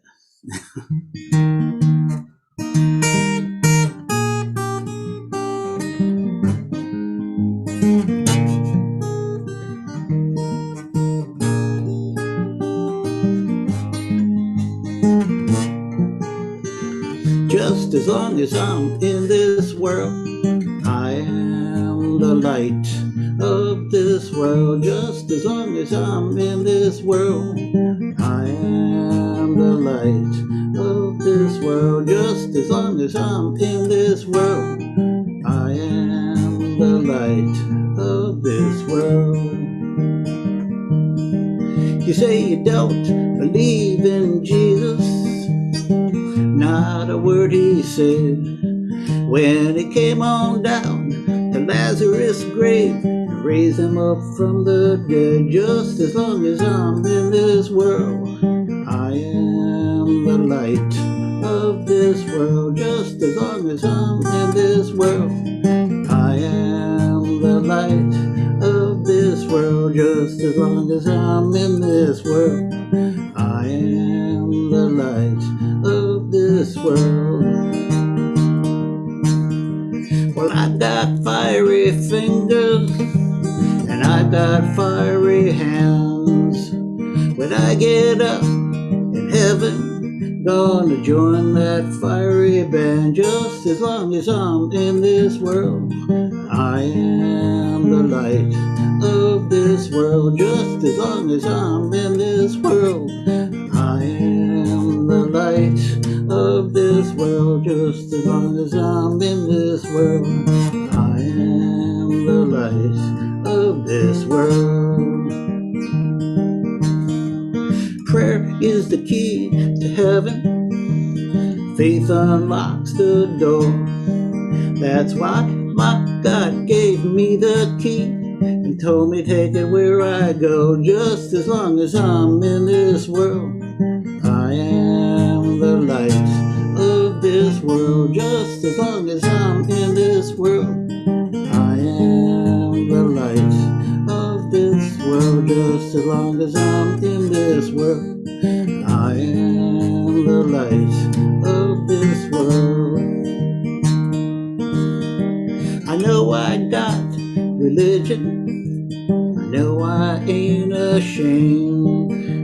The Holy Ghost is my witness, and the angels done sign my name. Just as long as I'm in this world, I am the light of this world. Just as long as I'm in this world, I am the light of this world. Just as long as I'm in this world, I am the light of this world.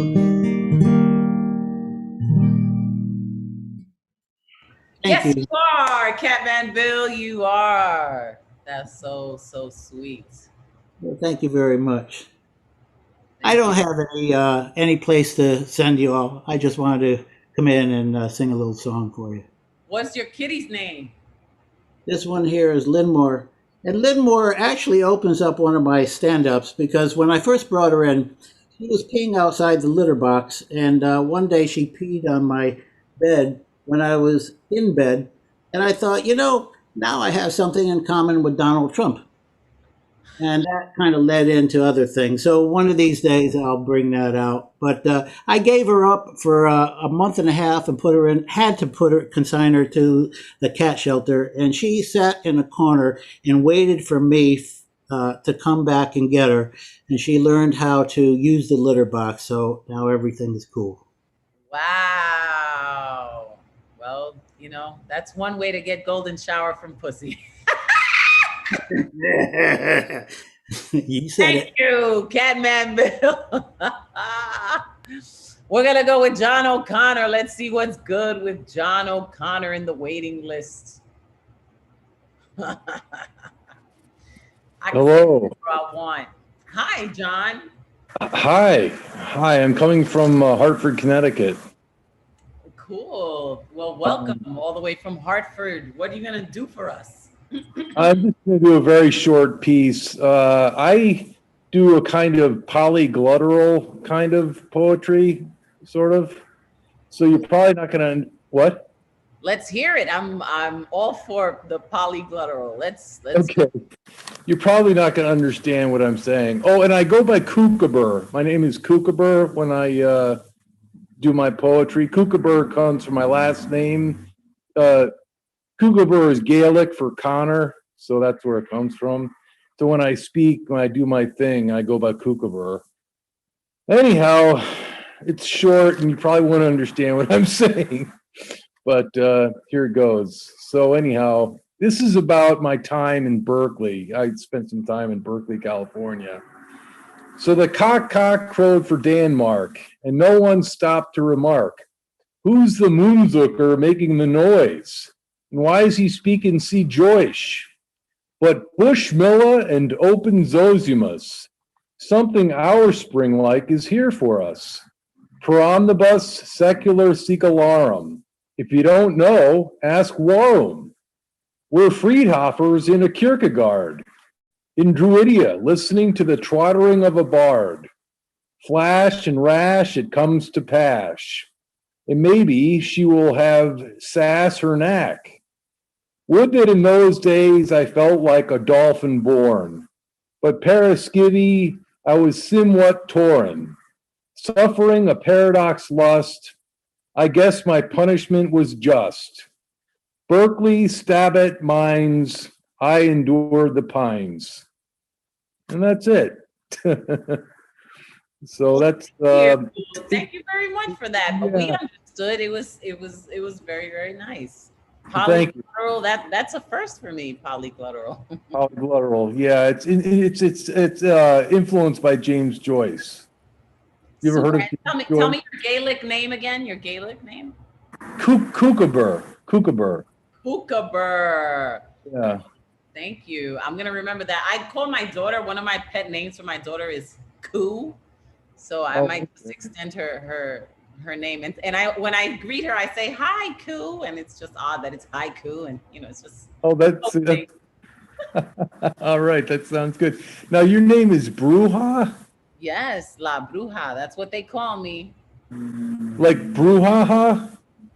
Yes, like Brujaha. Actually, if you go to my YouTube page and you type in Brujaha, La Bruja, my comedy, I have a comedy cabaret called the Brujaha, and you could see some more of my work. Thank you, John. Okay, you're welcome, Bruja. Thanks. Thank you. It was a pleasure. Okay, let's hear from Kanisha. Here with us, Kanisha. Let's unmute. I am. This is my first time like ever performing, so I'm ever. I just usually write it and that's it. Have you heard that I pop cherries? I do the pop the cherry song. Is that okay? Okay. All right. It's been a minute, Kanisha, since I popped a cherry. But now that, our little guest, she left the room so we could do this. We going to pop the cherry, baby. Pop the cherry, baby. Pop the cherry, baby. Pop, pop the cherry, baby. Pop, pop, pop the cherry, baby. Pop, pop the cherry, baby. Pop.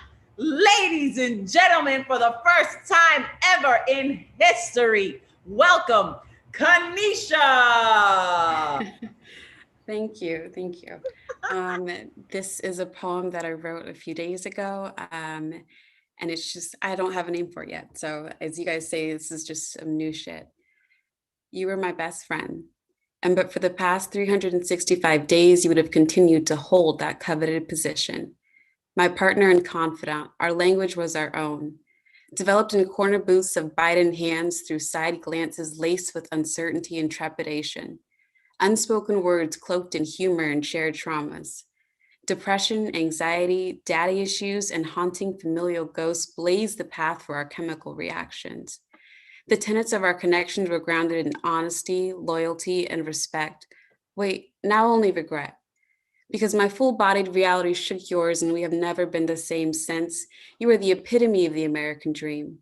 Ethereal and elegant, I carry your existence in my shadow. You are naive and innocent, while I represent every systemic failure, a dream deferred. You have cried on my shoulder, but now you must carry your own burdens. Take yourself home because my memories are my own and gaslighting ends here. I can no longer harbor your demons for safekeeping because my capacity is full. I'm cashing out your insecurities for my dignity. And now that I've had time to reflect, your balance is due. I will no longer work without payment. You have grown too comfortable with my Martin and not my Malcolm. You talk a good game, but your covert narcissism has reflected a losing hand. See, you did not apologize immediately, or even after I told you, only when it became unpopular to be on the wrong side of history, her story, my story. You thought being left meant that you were automatically right, and your opinion of yourself has always taken precedence over truth, a cognitive dissonance. Tell that to the troops recovering from PTSD when domestic terrorism serves as the final trigger. I won't be held accountable for your white guilt. I'm a victim, but you turned me into a villain. I'm sorry to tell you what you meant to be a shield was a sword that you fell on. This time you cannot blame me because I'm absent, truant in fact. I'm not present to explain your habitual abuses, your myth of neutrality, convince you to disregard your own harmful practices. If love is an action and liberty just a fraction, then I must part. You taught me to have audacity, to demand better and to love more, to love myself more than anyone else. But I can no longer negotiate my humanity with someone who is unaware of its true definition. These hips have lips, and it's time you took both my rhythm and blues. Remember, I owned this body before you created a policy of poison and neglect. Everyone asked why I stayed so long, but we had history. A shared history, course with oppression and hope, but intimately and intrinsically linked. We finish each other's sandwiches and sentences. Like brothers and lovers, I grew used to the toxic waters, hurricanes, and asbestos, and I believed we would rebuild. But now the climate has changed and I must move. Like you left me after creating the conditions that led to my demise, but this time I will not return to be the white knight sent to save a damsel who was not in distress. That is your facade to uphold. I hope this reaches you in time. The true gospel, you can still reference me as your Black friend, but you do not get to cancel yourself because of shame. That trope is tired. Today I hold you accountable.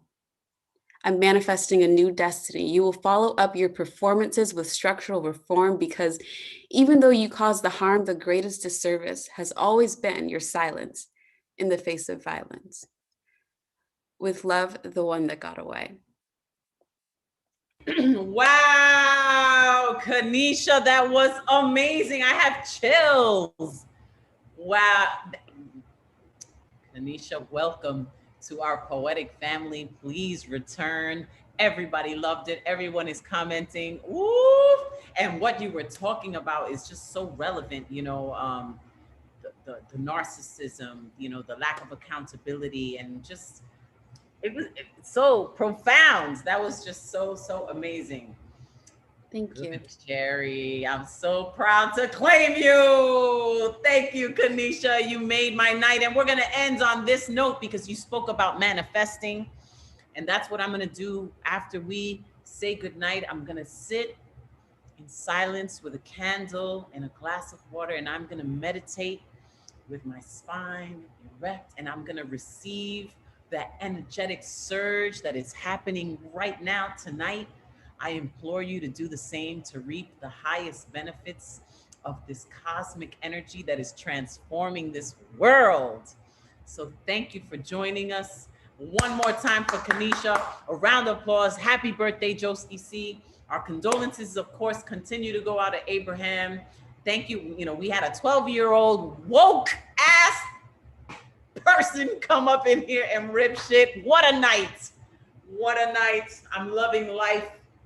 And I'm loving all of you. Muchas gracias.